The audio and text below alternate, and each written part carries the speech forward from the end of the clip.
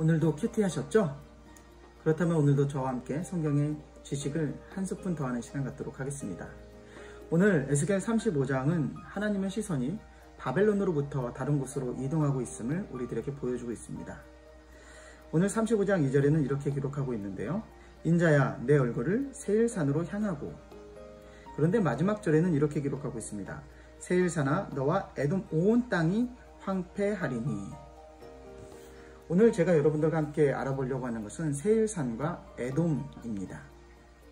그렇다면 세일산과 에돔은 무엇을 의미하는 것일까요? 먼저 우리가 에돔 땅을 알아보도록 하겠습니다. 에돔이라는 이름은 우리들에게 친숙한 곳에서부터 시작되었습니다. 바로 이삭의 아들이었던 에서에서부터 시작된 이름이 바로 에돔입니다. 에서에서부터 시작된 그 이름이 나중에 족속의 이름으로 에돔으로 변화하게 되었고, 그리고 신약시대에 와서는 그 이름이 이두메라는 이름으로 변화하게 됩니다. 그런데 이 과정을 자세히 살펴보면 한 사람의 이름이 지역의 이름으로 변화되어지는 것을 볼 수 있다는 것이죠. 다시 말해서 에서의 이름이 이제는 지역의 이름으로 대표되어지는 그런 모습으로 변화되었다는 것입니다. 에돔은 지명의 이름으로 변화되어지는 과정 가운데 있는 것입니다.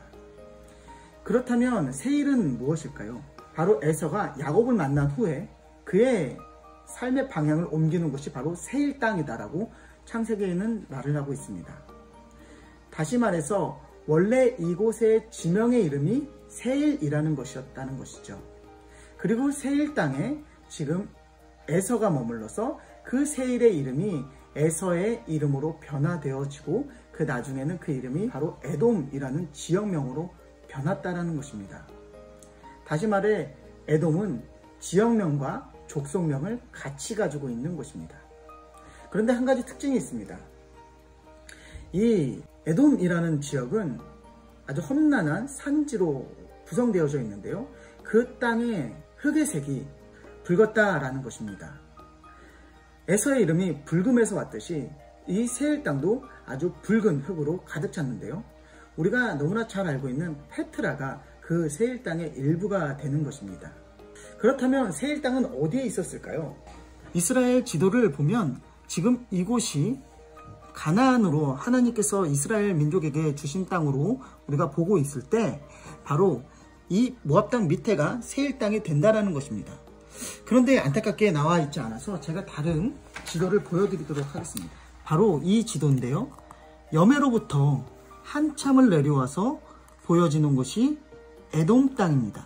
그런데 붉은색으로 표시된 것은 이 땅이 가지고 있는 색 자체가 붉기 때문에 이 땅을 붉게 그려놓은 것입니다. 여러분들이 보고 있는 이 산맥이 바로 세일의 산맥이 되는 것이죠. 이곳에 우리가 너무나 잘 알고 있는 페트라라는 곳도 존재하고 있습니다.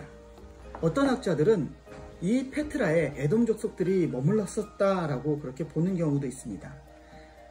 하지만 사실 페트라가 오늘날 우리가 보고 있는 그런 모습으로 만들어질 때는 바로 나바테안이라는 족속이 에돔을 몰아내고, 그리고 그 자리에서 수도를 만들었을 때가 바로 지금 우리가 보고 있는 페트라가 만들어진 시기라는 것이죠.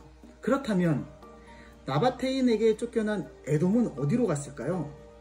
그보다 더 서쪽 그리고 더 남쪽으로 내려가서 신약 성경에 나타나는 이두메 땅, 이두메로 이동하였다는 것입니다. 그래서 신약 성경에는 여매 아래를 이두메라고 표현하고 있다는 것이죠. 그렇다면 에돔과 세일산은 어떠한 관계가 있을까요? 바로 같은 땅이었다는 것입니다.